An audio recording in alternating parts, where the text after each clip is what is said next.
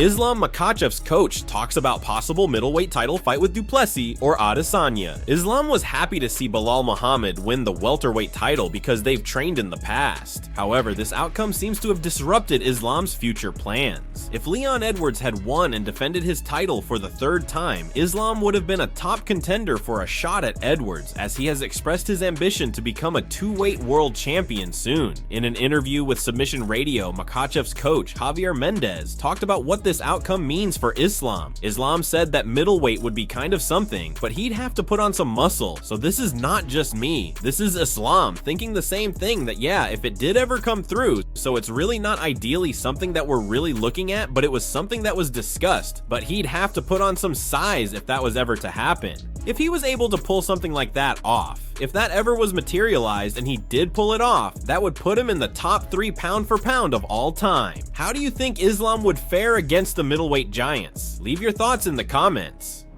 Josh Thomson thinks Max Holloway is stylistically a bad matchup for Ilia Topuria. He's going to be reaching and lunging to get in on Max Holloway, and that's going to be his downfall. He's got fight IQ and knows how to use his movement, how to put his combinations together, and how to threaten the body as well as the head. He throws everything at you, including the kitchen sink, and it lands. He's accurate with his strikes, with no wasted movements. He knows what he's doing. Topuria right now, I think, is a fantastic fighter. I just think stylistically this is a bad matchup for him.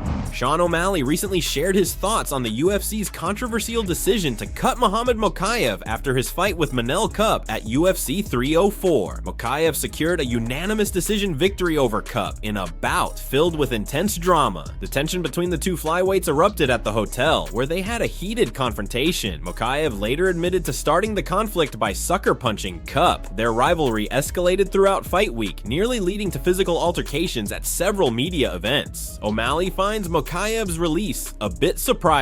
However, he also said that Mokaev's controversial behavior and lackluster performance in the cage might have significantly influenced the decision. It is surprising though, because he's 25 years old and he's one of the few fighters I can name off the top of my head, O'Malley said. He's 7-0 in the UFC, so it is a little bit surprising. But yeah, also if you're gonna go in there and make the UFC's life hell for fight week, and then go in there with only 4 punches thrown in the first round, they were separating them in the octagon before the fight even started. Then the bell rings and 3 punches were thrown in the first round. Mokaev recently said he's fixed his past mistakes and offered to fight for free if the UFC gives him another chance. But he also hinted that he's talking to another promotion about joining them. He recently posted a photo on Twitter of new MMA gloves with the caption, "New gloves, same goal," suggesting he's officially signed with them.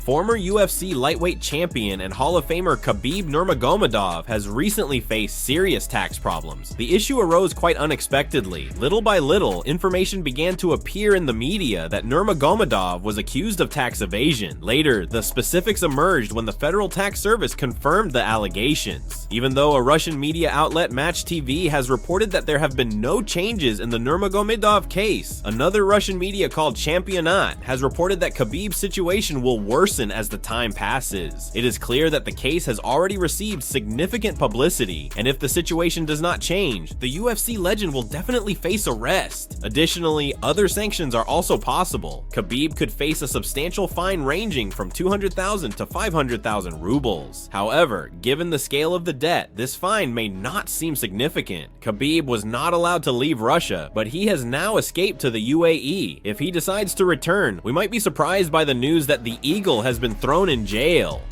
Chael Sonnen argues that Sean O'Malley is the biggest star in MMA. Chael Sonnen said that with Conor McGregor out of action, Sean O'Malley is currently the top star in the sport. He also mentioned that he's excited to see O'Malley fight Umar Nurmagomedov partially for that reason. Congratulations to the division, by the way. Chael Sonnen stated on the podcast, reacting to Umar's win over Corey Sandhagen. I mean, this division used to be a snooze fest. You could go take a NyQuil, or you could go watch a 135-pounder fight. It just wasn't there. Now they're main eventing on ABC. He continued continued. Also, excuse me, Sean O'Malley is currently the sport's biggest star as Conor McGregor is not licensed, so O'Malley is the guy around here. I have to tell you, he says Umar is next after Dvalishvili. For what it's worth, Sean O'Malley also thinks that he's the biggest star in MMA apart from Conor McGregor. He's even gone so far as to predict that he'll be the biggest star in sports overall by the end of the year. To make this ambitious claim a reality, he'll need to secure a victory over Merab Dvalishvili next month at the Sphere. Given Chael Sonnen's recent comments about O'Malley being the top star in the sport right now, what's your take on the situation? Do you think O'Malley has earned the title of the biggest star in MMA, or is this all just hype?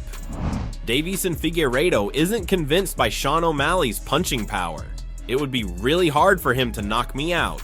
I know this win over Chito Vera can take me to a title fight soon. I don't know what's gonna happen next. I sell fights better, but I don't know what Dana White and the bosses are planning. Figgy continued, Sean O'Malley knows I'm a thorn in his side. He's taking shots at me ever since I moved up in weight, and I'm sure I'm the one he wants to fight. We have to make the boss want this fight too. It would be harder to grapple with Omar and Merab, but I can impose my game and become champion. O'Malley moves a lot and it's hard to touch him, but I would be aggressive on the feet against him.